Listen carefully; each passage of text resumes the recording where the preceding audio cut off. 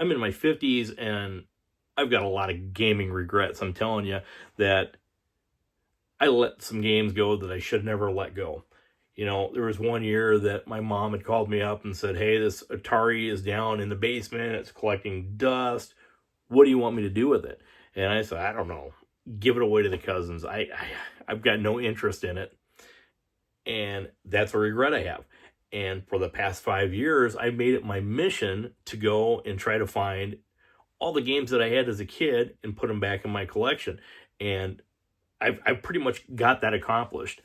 And it is just a great feeling. Do I play them very often? Not very often. Do I probably have them back here in Atari 50 on the shelf? Yeah, I got most of them there in Atari 50. But I just wanted to hang on to those games and not let them go, and I let them go. And another one of my regrets was letting my Vectrex go. I got a Vectrex after the fact with freaking paper route money. And this thing was flipping awesome. I loved it.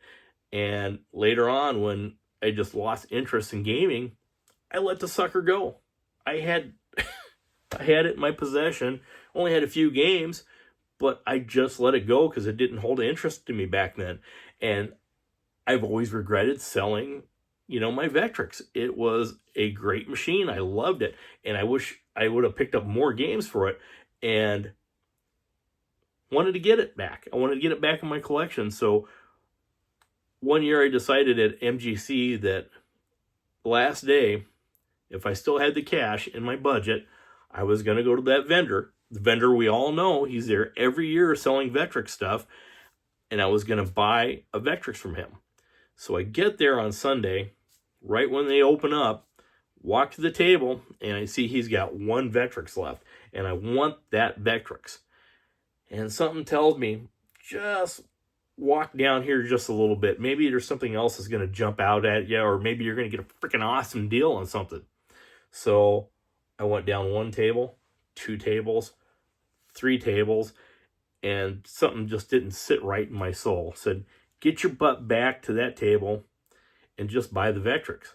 So I turned around, walked back to that table, and by the time I got there, the Vectrex was gone. I missed out. So this year, when I went back to MGC, my mission was to get a Vectrex.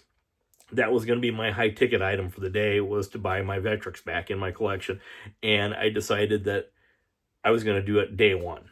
No matter what the cost was, no haggling, nothing. I was just going to go and buy it. I wasn't going to miss out again on getting a Vectrex. So I get up early. I grab my breakfast. I head to Starbucks. I get my coffee, and I go get in line. So I'm in line, probably about 9 or 10 back. And everybody in front of me are the same people that are there every year at the beginning of the line. They get up earlier than I do. And just talking to them and telling them my story about my regret from last year and not getting that Vectrex, I was going to get it. That was my big ticket item that I was looking at putting back in my collection. So doors open up. I hightail it over there, man. I'm looking like a freaking speed walker. Please. And I'm looking for that guy. Just laser looking for that guy. Got him spotted. Went over. And I got my Vectrex.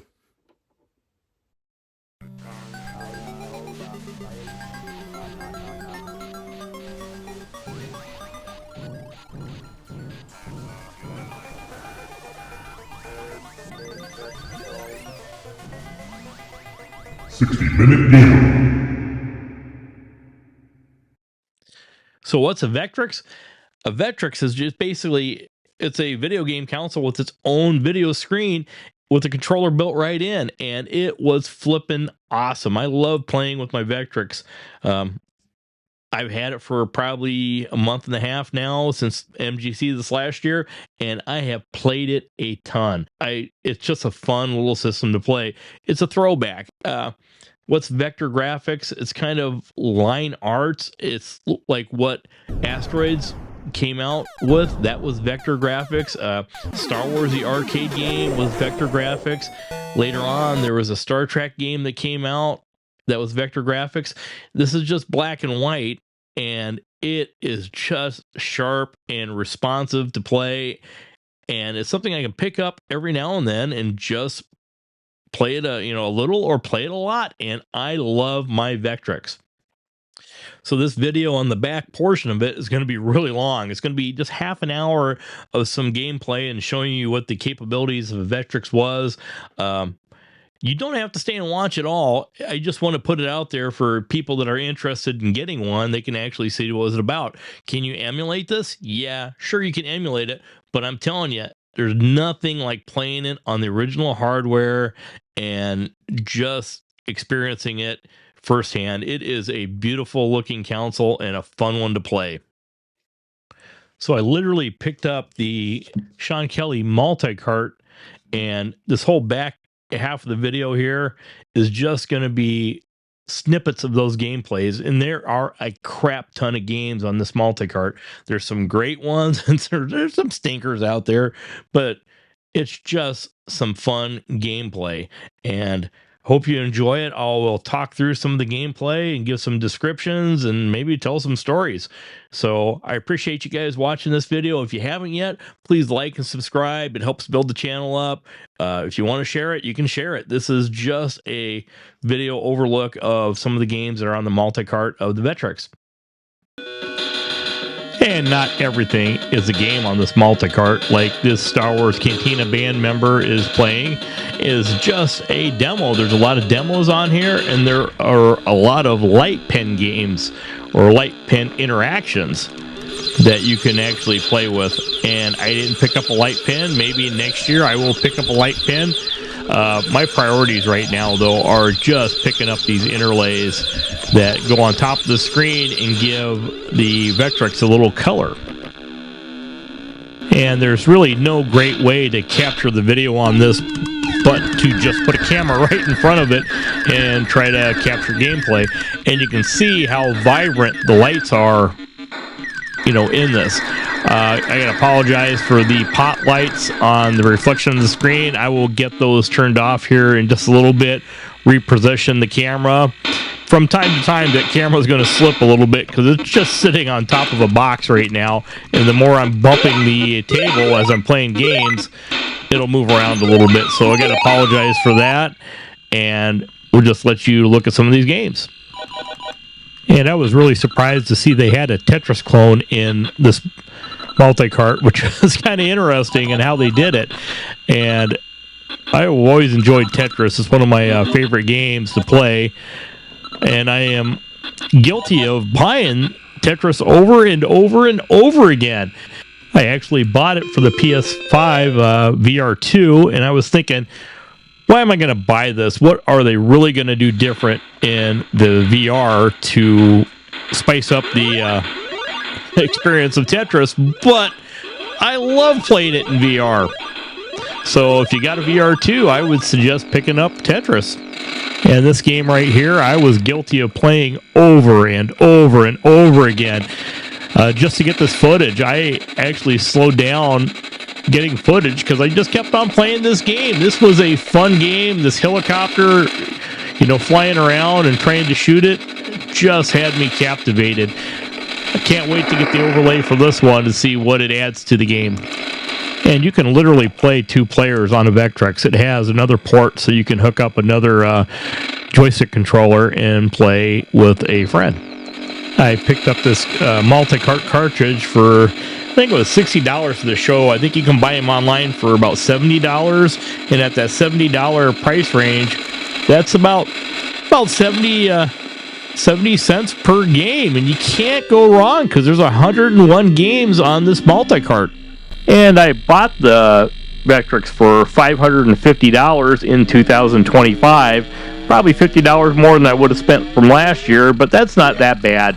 Originally, this thing came out for $199, and I got mine on discount, and I think it was under $60 that I paid for it back in 1983.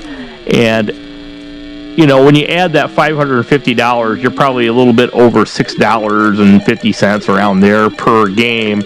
And there's some crap games in here, and there's some games I will never touch, and some demos that aren't worth the $6. But overall, I really find enjoyment in playing, you know, all these games, and don't really mind the money that I spent on it, because it is getting back some nostalgia that I remembered when I was a kid. So I don't have to pick up all the cartridges that I had when I was a kid. You know, I really didn't have a lot invested into this as I did with the Atari 2600, but boy, I like picking this thing up and just playing some games.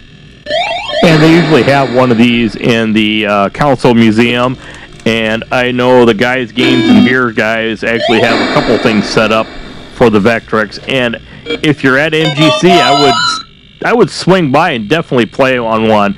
The original hardware is so much fun to play on, and it adds so much more than what you were going to get off of emulation. And if you notice in the background, there is a buzzing. That is a natural buzz from the chip on the Vectrex. It actually will give you that buzz. And a lot of people will fix that and put a new chipset in there, they'll take it out. But I ain't touching mine. I love that freaking buzz. It just kind of takes you back in time. And there's not a whole lot more that I can say about the Vectrex that, you know, hasn't been said in a lot of other videos. But I just wanted to capture some gameplay and show you guys what these games look like on the multi-cart. So we got about 25-30 more minutes of these, you know, games that I'm going to go through and just show snippets of it. Feel free to watch. If you haven't yet, please hit like and subscribe. If you got some comments on what you think about the Vectrex, please comment down below. I appreciate each and every one of you. Enjoy the rest of the video.